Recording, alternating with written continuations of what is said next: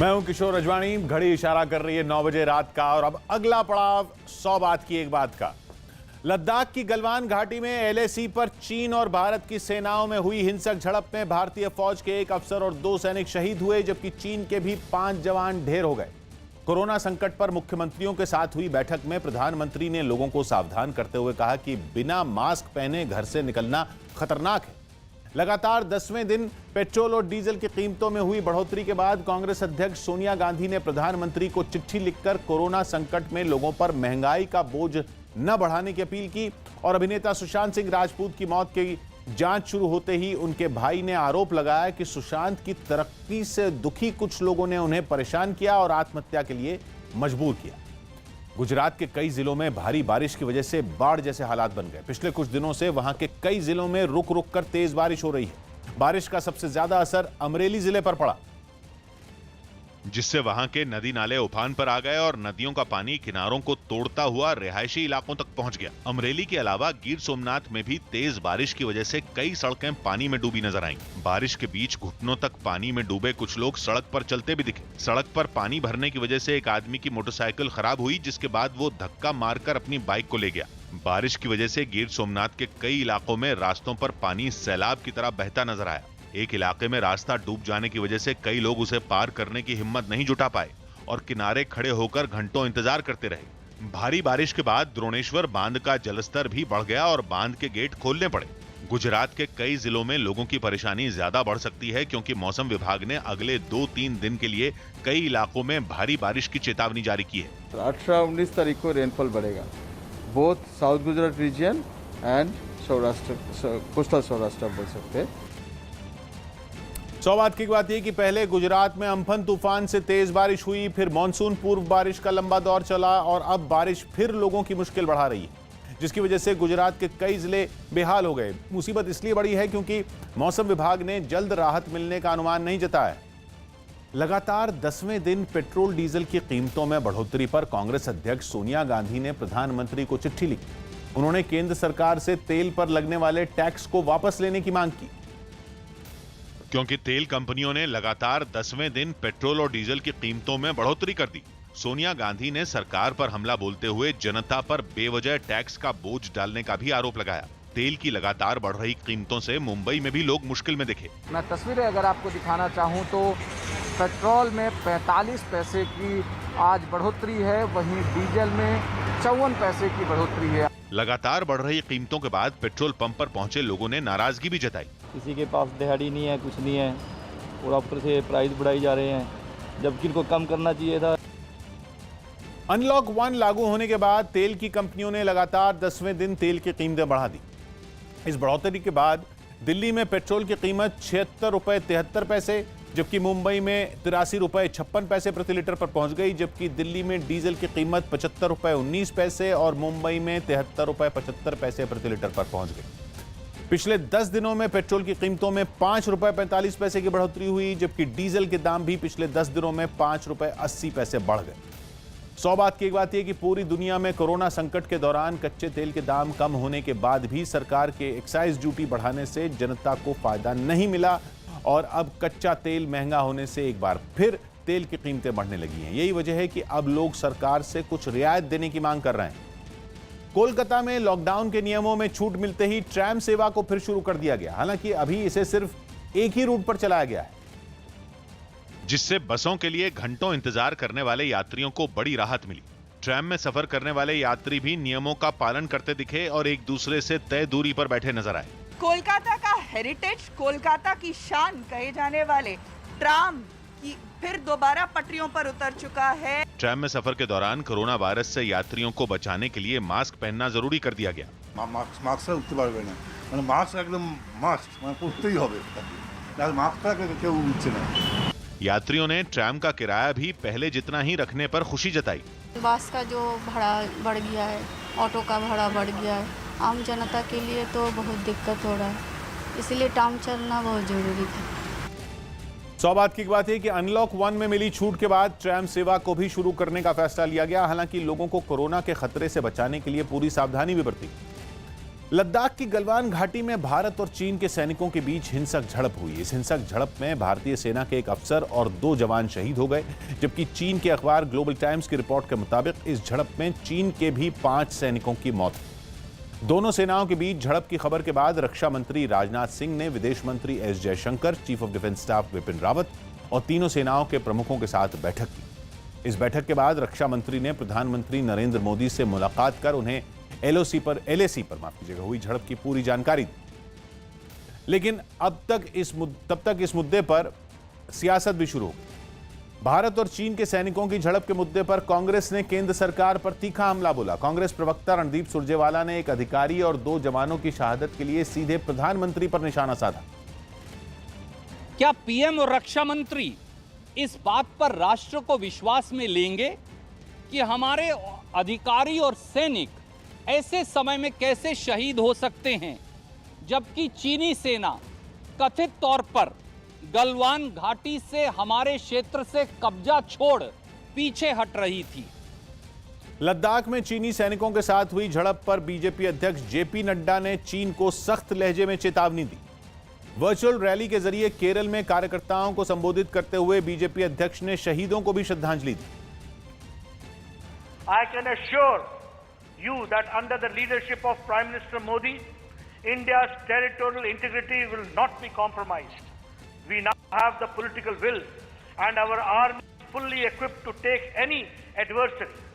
Nobody can cast any ill eye on Modi's India.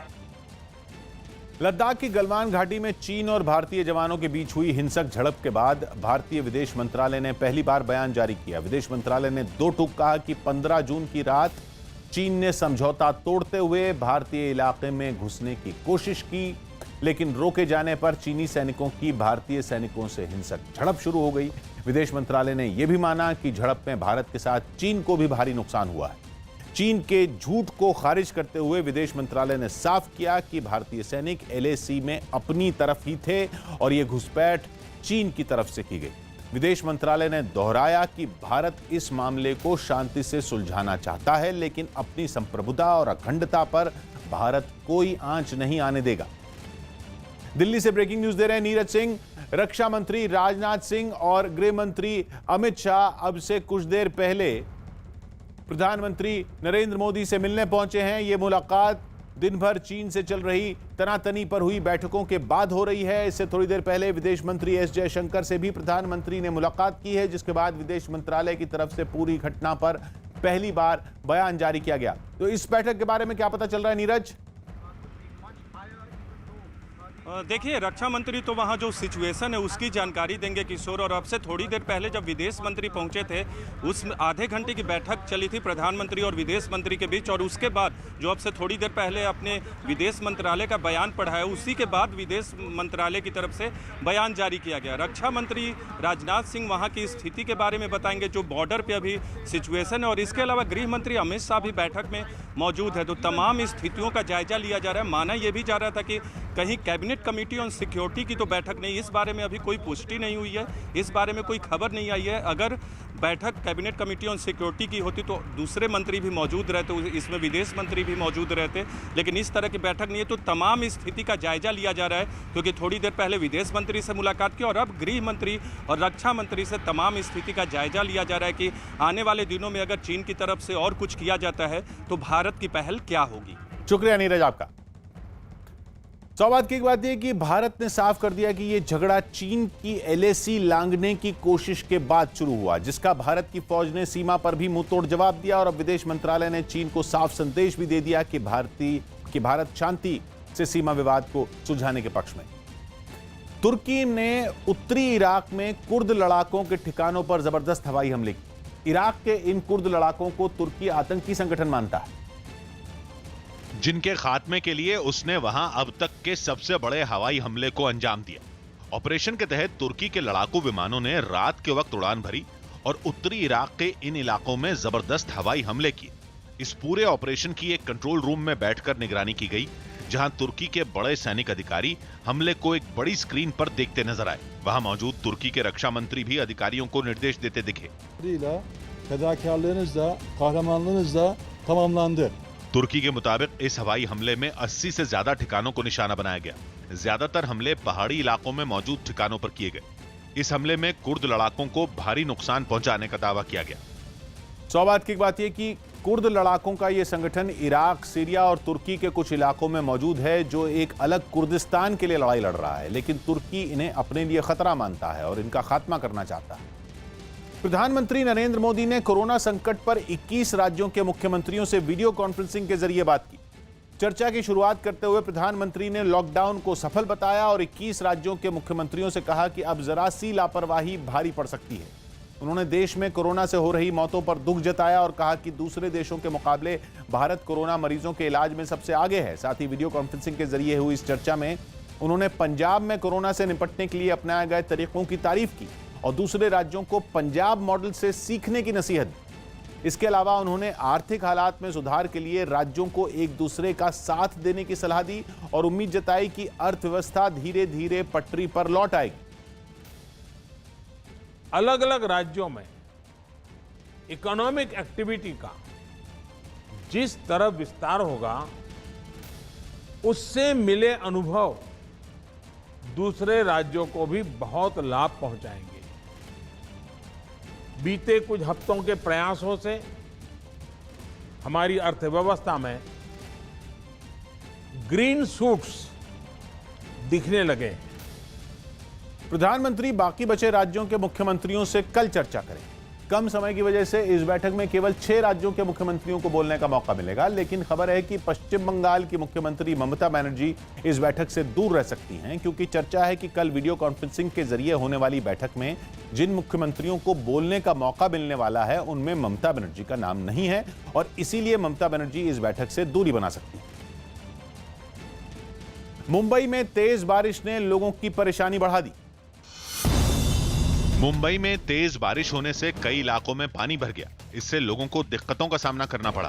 तेज बारिश जो है थोड़ी देर पहले से ये शुरू हुई है और लगातार ये तेज होती जा रही है। मध्य प्रदेश के खंडवा में 12 ज्योतिर्लिंगों में एक ओंकारेश्वर मंदिर के कपाट खोल दिए गए। लोगों को मंदिर में दूर से ही दर्शन करने की मंजूरी दी गई। सैनिटाइजेशन के साथ और पूरी प्रिकॉशन के साथ वहां पे दर्शन व्यवस्था सभी जगह स्टार्ट की गई है। सुशांत सिंह राजपूत की मौत के बाद बिहार के पूर्णिया में उनकी भाभी की भी मौत हो गई।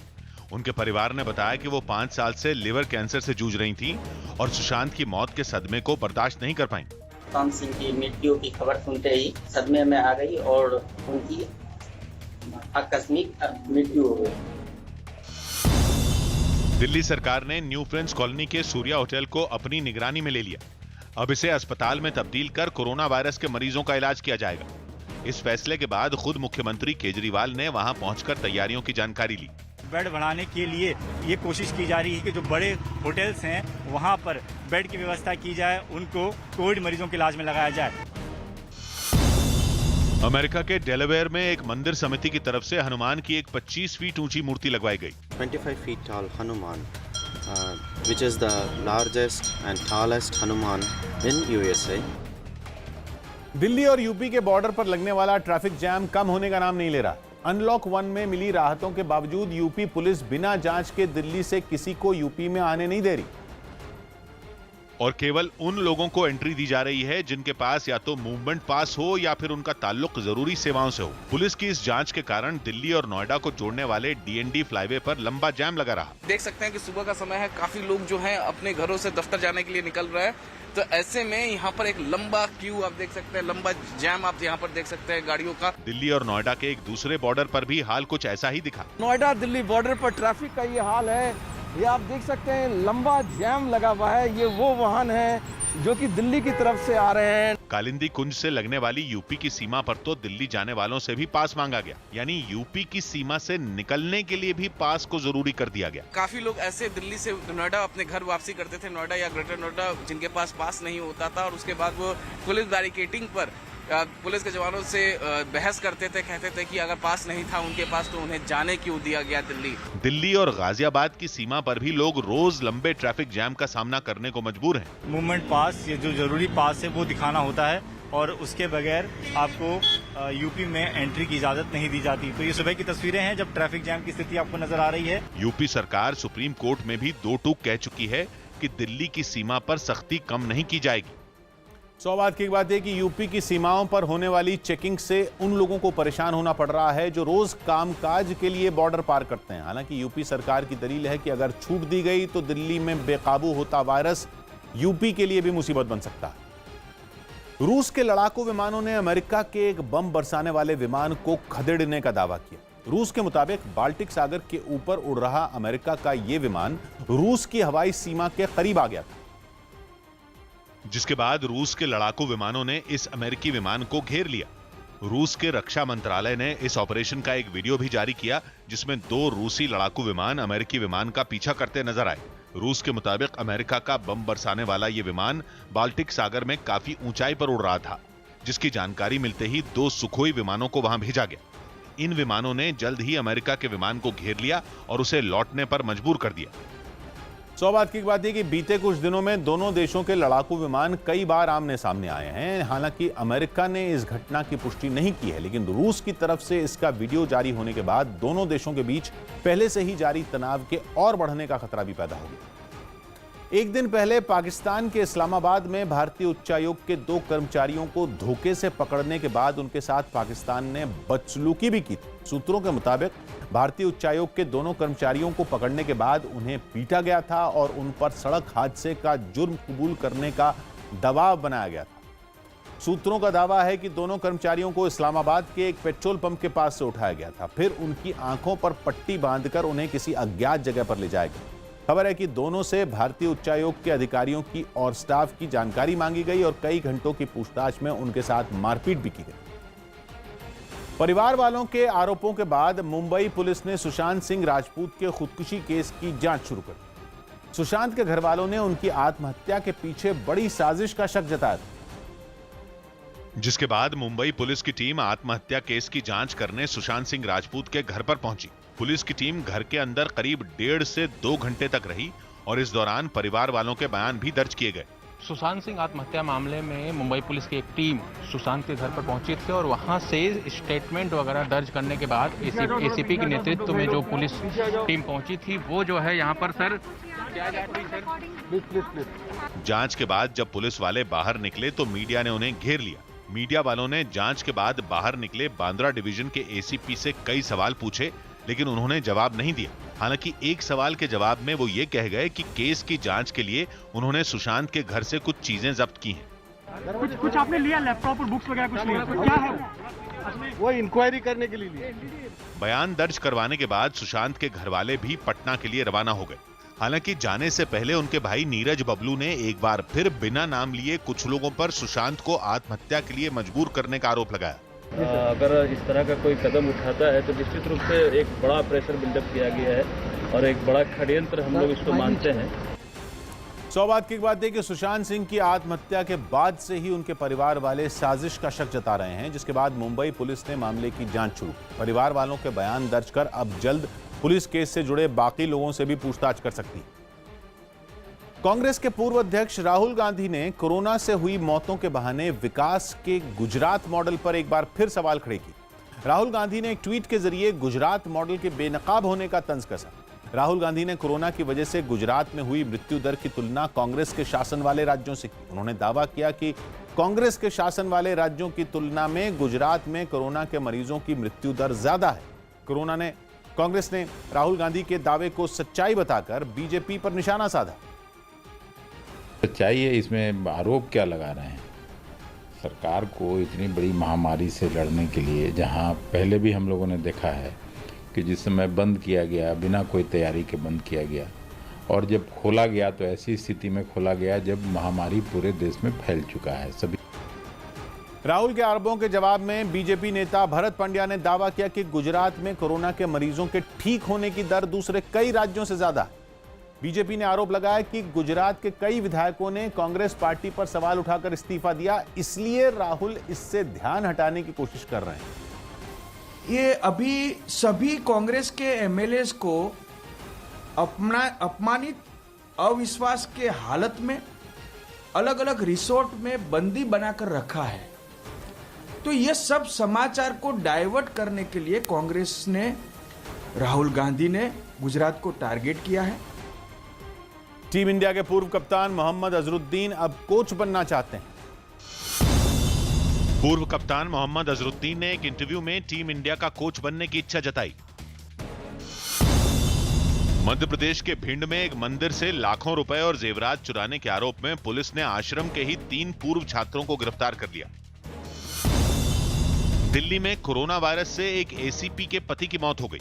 एसीपी भी कोरोना वायरस की चपेट में आई थी, लेकिन वो ठीक हो चुकी हैं। छत्तीसगढ़ के दंतेवाड़ा में एक बुजुर्ग की हत्या के आरोप में पुलिस ने एक आदमी को गिरफ्तार कर लिया। आरोपी को मारे गए बुजुर्ग पर जादू टोने का शक था। हर साल फरवरी में होने वाला ऑस्कर पुरस्कार समारोह कोरोना वायरस की वजह से अगले साल 2 महीने की देरी से अप्रैल में होगा। महाराष्ट्र के बारामती में कुछ लोगों ने सड़क किनारे बने एक ढाबे में घुसकर तोड़फोड़ कर दी। बताया गया कि खाना देने पर हुए विवाद में एक ग्राहक और उसके साथियों ने ढाबे पर हमला कर दिया, जिसका एक वीडियो भी सामने आया, जिसमें कुछ लोग रात के अंधेरे में ढाबे की रसोई को निशाना बनाते दिखे। इससे पहले 3 गाड़ियों से कुछ हमलावर वहां आए और दौड़ते हुए ढाबे के अंदर दाखिल हो गए। किसी के हाथ में लाठी थी तो किसी के हाथ में डंडा। इनमें कुछ लोग अपनी पहचान छिपाने के लिए चेहरों को कपड़े से ढके नजर आए। इन लोगों ने रसोई में घुसते ही डंडों से तोड़फोड़ शुरू कर दी। एक आदमी तो हाथ में तलवार पकड़े दिखा। बर्तन में रखी दाल हो या फिर वहां रखा खाना बनाने का दूसरा सामान, सब कुछ तहस नहस कर दिया गया। तैयार दाल को खींचकर जमीन पर गिरा दिया गया। एक हमलावर तो उस पर फिसल भी गया। थोड़ी देर तक हंगामा करने के बाद ये सभी लोग वहां से फरार हो गए। दुखापत झालेली आहे, डोक्यामध्ये मारहाण झालेली आहे। त्या अनुषंगाने सर्वांची नावं निष्पन्न करून गुन्हा दाखल करण्याची पद्धत हे चालू आहे। सौ बात की बात है कि मामूली विवाद पर कुछ लोगों ने ढाबे पर हमला कर दिया और वहां रखे सामान को तोड़ दिया। वीडियो वायरल होने के बाद पुलिस भी हरकत में आई और इस मामले की जांच में जुट गई। अमेरिका के वर्जीनिया में छात्रों को ड्रोन से उनके घरों तक किताबें पहुंचाने की शुरुआत की गई। कोरोना की वजह से अमेरिका में स्कूल और लाइब्रेरियां बंद पड़ी। ऐसे में बच्चों की पढ़ाई का नुकसान ना हो, इसके लिए स्कूल की लाइब्रेरी से किताबें उन तक पहुंचाने का इंतजाम किया गया और इसके लिए एक ड्रोन की मदद ली गई। कागज के बने एक बैग में किताबें पैक की गईं और पार्सल को हवाई जहाज की शक्ल वाले एक ड्रोन से बांध दिया गया। ड्रोन किताब लेकर तय पते पर पहुंचा और वहीं बच्चे को उसकी किताबें दी गई। ड्रोन से किताबें पाकर बच्चा बेहद खुश नजर आया। ड्रोन से डिलीवरी करने वाले इस प्रोग्राम का नाम विंग है, जिसे सर्च इंजन गूगल की कंपनी अल्फाबेट चलाती है। असल में इसकी शुरुआत लोगों तक दवाएं, खाने पीने की चीजें और घर का सामान पहुंचाने के लिए पिछले साल की गई थी, लेकिन कोरोना के दौर में बच्चों को किताबें मुहैया कराने के लिए इसका इस्तेमाल शुरू किया गया। सौ बात की बात है कि कोरोना की वजह से स्कूल महीनों से बंद हैं, उनके जल्द खुलने के कोई आसार भी नहीं है। ऐसे में वर्जीनिया में बच्चों को किताबें उनके घर तक पहुंचाने के लिए ड्रोन का इस्तेमाल शुरू कर दिया गया। दिल्ली के स्वास्थ्य मंत्री सत्येंद्र जैन की corona virus test report negative आई। जानकारी के मुताबिक तेज बुखार और सांस लेने में परेशानी के बाद सत्येंद्र जैन को एक अस्पताल में भर्ती करवाया गया, जिसकी जानकारी खुद सत्येंद्र जैन ने ट्विटर के जरिए दी। सत्येंद्र जैन में कोरोना के लक्षण दिखने के बाद उनका कोरोना टेस्ट कराया गया, लेकिन राहत की बात यह रही कि उनकी रिपोर्ट नेगेटिव आई। 2 दिन पहले गृह मंत्री अमित शाह के साथ हुई बैठक में सीएम अरविंद केजरीवाल के साथ सत्येंद्र जैन भी शामिल हुए। मध्य प्रदेश के शिवपुरी में एक सरकारी गोदाम में रखा सैकड़ों बोरी अनाज बारिश में भीग गया। तमाम दावों के बाद भी इस गोदाम में अनाज को रखने के लिए कोई व्यवस्था नहीं की गई और यही वजह रही कि खुले में रखी अनाज की बोरियां बारिश होते ही भीग गईं। बारिश से बचाने के लिए इन बोरियों को ऊपर से ढकने की कोशिश भी की गई, लेकिन तेज बारिश में पूरा मैदान तालाब में तब्दील हो गया और अनाज से भरी बोरियां पानी में डूब गईं। खुले मैदान में जिधर भी नजर गई अनाज से भरी बोरियां ही दिखाई दी, जबकि मैदान के एक कोने पर अनाज से भरी कुछ ट्रैक्टर ट्रॉलियां भी बारिश में भीगती हुई दिखाई दी। पानी में भीगी इन बोरियों को बचाने के लिए कुछ मजदूरों को वहां लगाया गया, जिन्होंने इनको पानी से उठाकर एक ऊंचाई वाली जगह पर रखा, लेकिन इस कवायद से भी इन बोरियों में रखे अनाज के बचने की संभावना कम ही दिखी। अनाज की बर्बादी की खबर मिलते ही इलाके के बीजेपी विधायक वीरेंद्र रघुवंशी भी वहां पहुंच गए और उन्होंने अपना गुस्सा वहां तैनात एक अधिकारी पर उतार दिया। किसानों के साथ जाति करने वाला कोई अधिकारी मेरी विधानसभा में न रहे, हाथ जोड़ के निवेदन कर रहा हूं। बीजेपी विधायक वीरेंद्र रघुवंशी यही नहीं रुके, उन्होंने लापरवाही का आरोप लगाते हुए अपनी ही सरकार पर सवाल उठा दिए। माननीय गोविंद सिंह जी मंत्री हैं, उनको भी मैंने 4 पत्र लिखे हैं, एक का जवाब नहीं दिया, एक बार फोन नहीं उठाया। हालांकि अधिकारियों ने इस मामले की जांच कर जल्द कार्रवाई का भरोसा दिया। अभी हमने इसमें जांच प्रस्तावित की है, जैसे जांच रिपोर्ट आती है तो हम डायरेक्टर साहब को इसकी जांच सौंपेंगे। सौभाग्य की बात है कि बारिश की वजह से हुई अनाज की बर्बादी बड़ी लापरवाही है। हालांकि अधिकारी इस मामले की जांच कर सख्त कार्रवाई का दावा कर रहे हैं। कांग्रेस की महासचिव प्रियंका गांधी वाड्रा ने भ्रष्टाचार के मुद्दे पर यूपी की योगी सरकार को घेरने की कोशिश की। प्रियंका ने आरोप लगाया कि राज्य का सचिवालय भ्रष्टाचार का अड्डा बन चुका है। उन्होंने दावा किया कि योगी सरकार के कामकाज की पोल पशुपालन विभाग के घोटाले ने खोल दिए। प्रियंका ने ट्वीट कर यूपी के अफसरों को भ्रष्टाचार में डूबा बताया। कांग्रेस महासचिव ने यह आरोप राज्य के एक मंत्री के निजी सचिव सहित 7 लोगों की गिरफ्तारी के बाद लगाए। सचिवालय में भ्रष्टाचार की परतें खुल रही हैं। ये भ्रष्टाचार बगैर शासकीय और बगैर राजकीय और बगैर भारतीय जनता पार्टी के बड़े नेताओं के संरक्षण के बगैर संभव नहीं है। पशुपालन विभाग का घोटाला नीचे से लेकर के ऊपर तक, इसमें तमाम लोगों की मिलीभगत है। प्रियंका के आरोपों पर बीजेपी ने पलटवार करने में देरी नहीं की। बीजेपी ने दावा किया कि भ्रष्टाचार के जो मामले सामने आ रहे हैं उन्हें पिछली सरकारों ने पनाह दी थी। बीजेपी ने प्रियंका गांधी के पति रॉबर्ट वाड्रा पर लगे आरोपों को गिनाकर उन पर तंज कसा। श्रीमती प्रियंका वाड्रा जी, उत्तर प्रदेश में भारतीय जनता पार्टी की सरकार है। आपकी तरह चलने वाली सरकार नहीं है कि हरियाणा में, राजस्थान में जमीनों पे रावत वाड्रा कब्जा करते रहे और मनमोहन सिंह की सरकार और तत्कालीन कांग्रेस की सरकार, हरियाणा की सरकार उनको संरक्षण देती रही। उत्तर प्रदेश में करप्शन और क्राइम की कमर तोड़ने का संकल्प लेकर हम आए हैं और वो करेंगे। येडियुरप्पा ने फिर लॉकडाउन की अटकलें खारिज की। कर्नाटक के मुख्यमंत्री बीएस येडियुरप्पा ने राज्य में एक और लॉकडाउन की अटकलों को खारिज कर दिया। छत्तीसगढ़ के धमतरी में दलदल में फंसने से एक हाथी के बच्चे की मौत हो गई। दिल्ली सिख गुरुद्वारा प्रबंधक कमेटी कोरोना वायरस के मरीजों के लिए 850 बिस्तरों का इंतजाम करेगी, जिनमें ऑक्सीजन सिलेंडर, लैब और सभी सुविधाएं मौजूद रहेंगी। सुशांत सिंह राजपूत की आखिरी फिल्म दिल बेचारा के निर्देशक मुकेश छाबड़ा ने एक भावुक पोस्ट शेयर कर उन्हें याद किया। उन्होंने लिखा कि इस नुकसान की भरपाई नहीं की जा सकती। एकता कपूर ने सुशांत सिंह राजपूत की कुछ पुरानी तस्वीरें और वीडियो शेयर कर उन्हें याद किया। सुशांत ने एकता कपूर के सीरियल किस देश में है मेरा दिल के साथ छोटे पर्दे पर अपने करियर की शुरुआत की थी और बाद में पवित्र रिश्ता से लोकप्रियता हासिल की। राजस्थान और मध्य प्रदेश के कई जिलों में पाकिस्तान से आई टिड्डियों ने फिर हमला कर दिया। राजस्थान के बाड़मेर और डूंगरपुर समेत कई जिलों में टिड्डियों के दल ने भारी नुकसान पहुंचाया। बाड़मेर में तो एक हफ्ते के अंदर टिड्डियों का यह दूसरा हमला है, जिसने प्रशासन की नींद उड़ा दी। टिड्डियों के दल ने वहां के पेड़ों को अपना ठिकाना बना लिया। इन्हें मारने के लिए ऑपरेशन चलाया गया। जैसे ही ड्रोन के जरिए पेड़ों पर दवाओं का छिड़काव किया गया, लाखों की तादाद में टिड्डियां पेड़ों से उड़कर आसमान में मंडराती हुई दिखाई दी। जो ड्रोन है, ड्रोन के माध्यम से ऊपर से छिड़काव करके पूरे पेड़ को कंट्रोल करने का, नियंत्रित करने का प्रयास किया जा रहा है। उसके रिजल्ट भी अच्छा है। डूंगरपुर में भी प्रशासन के लोग टिड्डियों के दल को भगाने में जुटे दिखे। वहां के एक इलाके में तो ढोल बजाया गया। टिड्डियों को तब तक परेशान किया गया जब तक उन्होंने अपना ठिकाना नहीं बदल लिया। बताया गया कि टिड्डियों का ये दल पाकिस्तान से गुजरात के रास्ते वहां पहुंचा था। वहीं एमपी के मंदसौर में दूसरी बार पहुंचे टिड्डियों के दल को भगाने के लिए दमकल के लोग तैयार दिखे। दमकल की गाड़ियों में कीड़ों को मारने वाली दवा भरकर पेड़ों पर छिड़काव किया गया, जिसके बाद टिड्डियां वहां से भागती दिखी। सौभाग्य की एक बात यह कि एक बार फिर पाकिस्तान से आई टिड्डियों पर काबू पाने में प्रशासन के लोग जुटे हैं, लेकिन टिड्डियों के आने का सिलसिला रुकने का नाम नहीं ले रहा है, जिससे किसानों की मुश्किलें बढ़ गई। लंदन में एक चिड़ियाघर के खुलते ही लोगों की भीड़ उमड़ पड़ी। करीब 3 महीने पहले कोरोना के खतरे की वजह से इस चिड़ियाघर को लोगों के लिए बंद कर दिया गया था, लेकिन जैसे ही इसे खोला गया तो वहां लोगों की भीड़ जुट गई। चिड़ियाघर में दाखिल होने के लिए बड़ी तादाद में लोग बच्चों के साथ कतार में खड़े दिखाई दिए। कुछ लोगों ने वहां मौजूद शेरों को देखने में दिलचस्पी दिखाई तो कुछ लोग हाथी और जिराफ को देखते नजर आए। वहीं बच्चों ने भी चिड़ियाघर के अंदर खूब मस्ती की। बताया गया कि चिड़ियाघर का एक बड़ा हिस्सा अभी नहीं खोला गया है। इसके बावजूद पहले ही दिन चिड़ियाघर की सभी 2000 टिकटें बिक गईं। We absolutely love the zoo and we come here quite regularly. सौभाग्य की बात यह कि लॉकडाउन और कोरोना के खतरे की वजह से लंदन में चिड़ियाघर लोगों के लिए बंद कर दिया गया था, लेकिन हालात सुधरने के बाद जैसे ही इसे खोला गया वहां लोगों के पहुंचने का सिलसिला भी शुरू हो गया। कोरोना मरीजों के इलाज के लिए दिल्ली के आनंद विहार रेलवे स्टेशन पर 270 कोच लगाए गए और उसे टेम्पररी कोरोना अस्पताल में तब्दील कर दिया गया।